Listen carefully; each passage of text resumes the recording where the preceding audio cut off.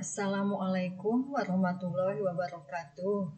Siswa-siswi peserta didik dimanapun berada, perkenalkan saya Ibu Rukia SSI MPD, Guru Biologi di SMA 1 Haurgelis, Kabupaten Indramayu. Siswa-siswi dimanapun berada, pada kesempatan kali ini Ibu akan mempresentasikan tentang struktur dan fungsi mitokondria. Mitokondria adalah salah satu organel sel yang penting yang bisa kita temukan di dalam sel hewan maupun sel tumbuhan. Letak mitokondria itu menyebar pada sitoplasma sel. Bentuknya bulat lonjong, kemudian kalau lihat strukturnya itu tersusun atas beberapa bagian, bahwa mitokondria itu tersusun dari membran luar, membran dalam, kemudian ada ruang antar membran, ada matriks, dan ada krista.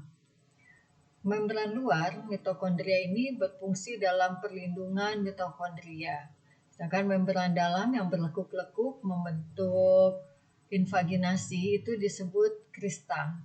Fungsi krista adalah untuk memperluas luas permukaan dalam dari mitokondria. Sekarang fungsi-fungsi bagian dari mitokondria. Kita mulai dari membran dalam mitokondria. Di dalam membran dalam mitokondria ini dapat ditemukan beberapa protein khusus yang sangat berperan dalam produksi energi. Di antaranya membantu reaksi oksidasi dan transport elektron.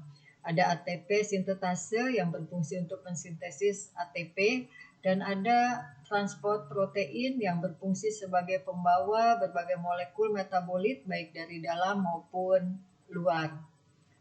Berikutnya adalah matriks mitokondria. Matriks mitokondria merupakan ruang yang di dalamnya berupa cairan yang berisi senyawa-senyawa metabolit semacam NADH, NADP, ATP, dan berbagai enzim yang digunakan untuk proses oksidasi piruvat, siklus Krebs, serta beberapa bagian protein dan DNA mitokondria tersebar di dalam matriks mitokondria. Fungsi mitokondria secara umum, mitokondria dikenal sebagai pabrik sintesis energi dalam sel.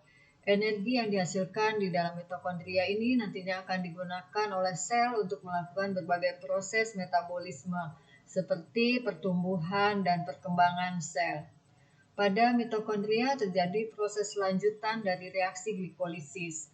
Maksudnya reaksi lanjutan itu karena pada waktu proses pemecahan glukosa, tahap pertamanya adalah glikolisis, itu terjadi di dalam sitosol. Sedangkan tahap berikutnya yaitu dekarboksilasi oksidatif, siklus Krebs, dan transport elektron itu terjadi di dalam mitokondria. Di mana saja tepatnya? Nah, kalau siklus Krebs itu terjadinya di matriks mitokondria, sedangkan transport elektron itu terjadinya di membran dalam mitokondria. Mitokondria juga berfungsi untuk sintesis reaktif oksigen spesies atau biasa disingkat dengan ROS. ROS itu adalah salah satu radikal bebas. Dan mitokondria juga berfungsi dalam penanganan signaling kalsium, oksidasi asam lemak, biosintesis asam amino, dan pemicu sinyal apoptosis. Ada sedikit tambahan dari materi struktur dan fungsi dari mitokondria, yaitu disfungsi mitokondria. Disfungsi mitokondria ini adalah keadaan di mana mitokondria mengalami gangguan atau kegagalan fungsi dalam produksi energi untuk kehidupan sel. Beberapa penyakit neurodegeneratif seperti penyakit Parkinson, Alzheimer, dan Huntington itu diduga karena adanya disfungsi mitokondria. Ada beberapa faktor pemicu penyebab disfungsi mitokondria seperti mutasi DNA mitokondria, signaling protein tertentu, senyawa-senyawa tertentu asam lemak, etil ester, alkohol, merkuri, dan beberapa senyawa radikal bebas lainnya.